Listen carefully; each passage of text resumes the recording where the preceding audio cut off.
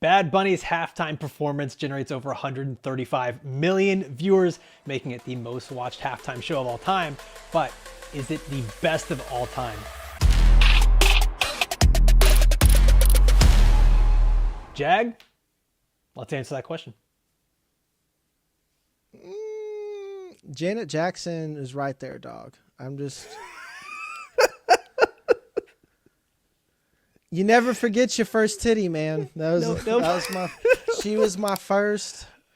No, Going to school the next day as like a 9-year-old or whatever age I was. Yeah. Was interesting. No one was talking about the Panthers. Nope.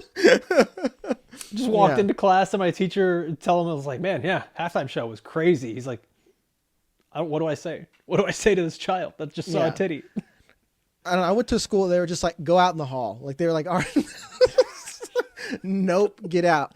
But to actually answer the question, like getting Kendrick Lamar was like, wow, this is a real life young black person. They're really going out there because they gave us the olds. They're like, all right, we'll give you Dre. He's geriatric. That's fine. So that was my favorite. Well, I mean, they had done it for a little bit, right? Like the halftime show got progressively sexier. Like they had Katy Perry, they had Beyonce with Destiny's Child, they had Shakira and J-Lo together. Like I think it's the change to Apple Music that really made this a totally different experience for the halftime show. Because it used to be the Pepsi halftime show, and that's when it was totally different, man.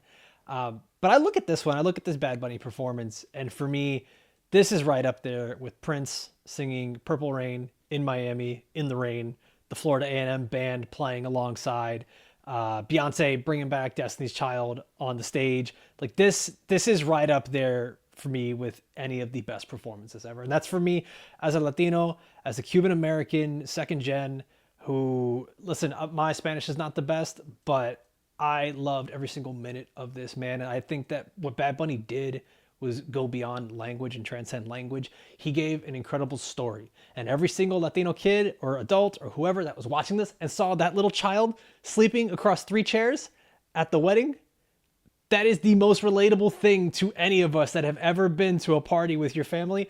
It hit in all the right places in my heart. Yeah, I bet. I mean, for you, this is what Kendrick Lamar was for us. And that's something I do understand, and that's why I said, like, it's okay that this isn't my favorite ever, because it's not always just for me, this isn't our moment. And, some people have a hard time accepting that. So some people, yeah, I'd say some people, man. Listen, I even changed. I put on my Cuban bread shirt, man.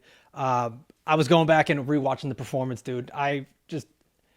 I felt every minute of it. I started to get emotional just watching it. And you know how, like you say, it's not for everyone, but that was kind of the amazing, beautiful thing about this, is that even though there were parts of it that were not for everyone, that was the message for this whole show, is together we are America. And by the way, it's taking it to the point of calling it America and not just United States. It's celebrating all of the Americas, where there are more They brought up Spanish Canada. Speakers. Yeah. Congrats, Canada. Hey, you guys are in here too.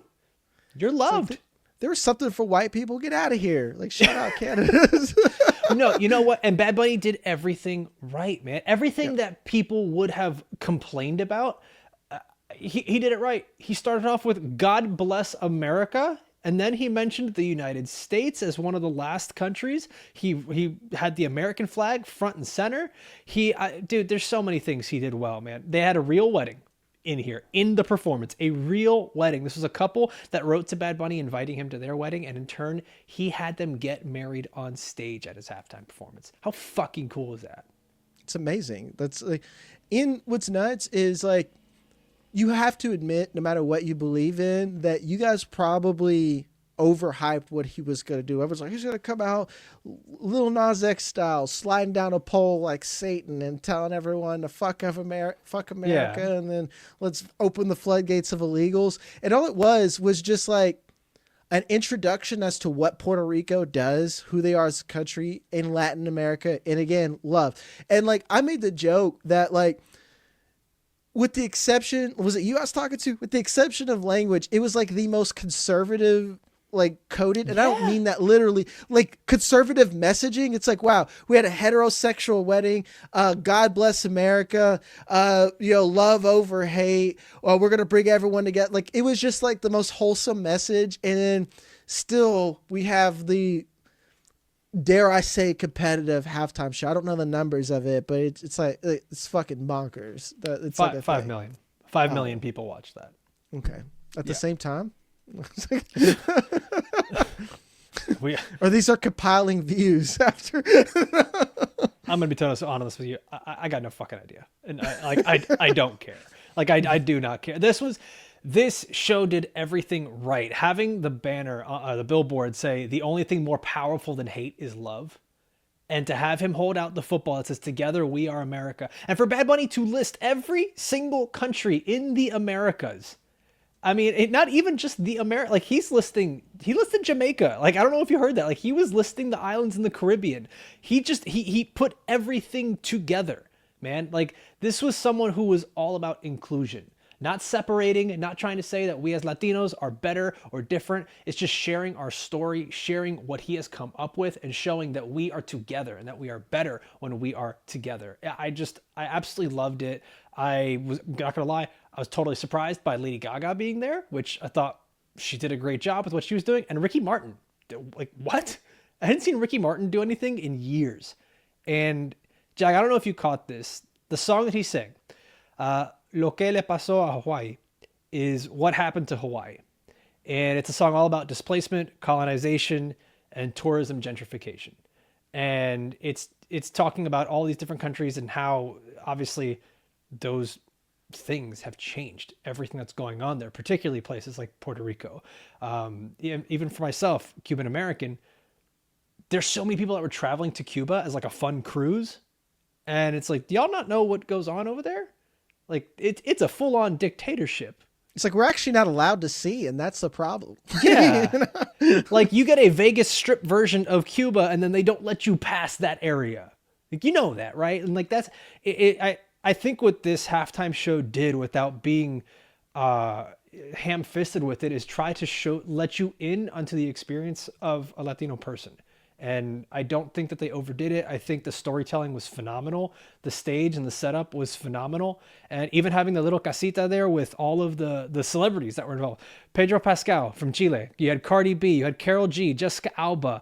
Alex Earl was in there. Ronald Acuna Jr., a baseball player. Like they had so many people involved in this. It felt good to see everyone together. Not American. Sorry, I had to say that.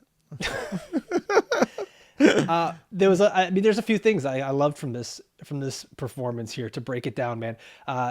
Did you happen to see the little old lady, blonde lady that gave him like a shot to take out of the little window? So her name is Doñita, which she is the owner of Brooklyn's Caribbean Social Club, one of the last surviving Puerto Rican social clubs in the city. And she's such an iconic figure in New York that there is a celebration in her honor every June 22nd. This was it wasn't just a celebration of Puerto Rico. It's a celebration of people who have come from their countries here to America and have made America great. I'm just going to say it like that.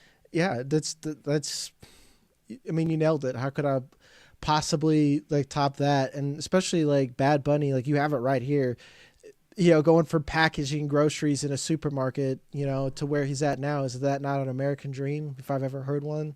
And again, for those who don't know, Puerto Rico is America. I can't emphasize how factual that is. That no matter what you are told, it is actual America. It sucks to suck, I guess. I don't know. So this performance, so the Kendrick performance is going to be your favorite. Is that your favorite of all time? Mm-hmm. Okay. I think I'm going to put this. See, I'm trying not to let my bias take over because rewatching it, I had all the emotions, man. Like I was crying watching it. I think I'm going to put this just below the Prince performance. Rewatching that video of Prince performing everything that he did in Miami and the marching band and stuff like that was an incredible show. But this, I think, is right underneath that. I think it's probably the second best. I think it might be 3 for me for Prince, because like a lot of them you have Actually, Beyonce was great. Beyonce was a great show. I'm not even a Beyonce fan, but that was a damn good show. I've seen This her is live. probably four It's behind. dope. Yeah. Yeah, this is probably four behind there because like the Dre, Snoop, and Eminem one was all right. Um, the actual old man one, then the Kendrick one from him, that's still goated for me. I love it's such a hard transition because I think Kendrick Lamar, after we saw that people expected like Bad Bunny to top that, and he's like, no, I'm just gonna do my own thing, because it's like I don't think he's gonna top calling Drake a pedophile for 15 minutes. Well, I love that he didn't go out of his way to try to attack anyone. He just simply No. tried to say like love is more important than anything else. And I don't know if you noticed this. Debí tirar más fotos. His last song that he sang, he quite literally only sang the first few lines. That is his song that won a Grammy for Record of the Year, and he barely even sang. Like he sang it on the way out. Like he proved that he could make a show while featuring someone like Lady Gaga, featuring someone like Ricky Martin, featuring a young child actor, featuring other people, and him just being a part of that story. And that was the grand message in it all, is just to be a part of the story, man. He made the culture the it. star more than himself. Yes. And that was powerful.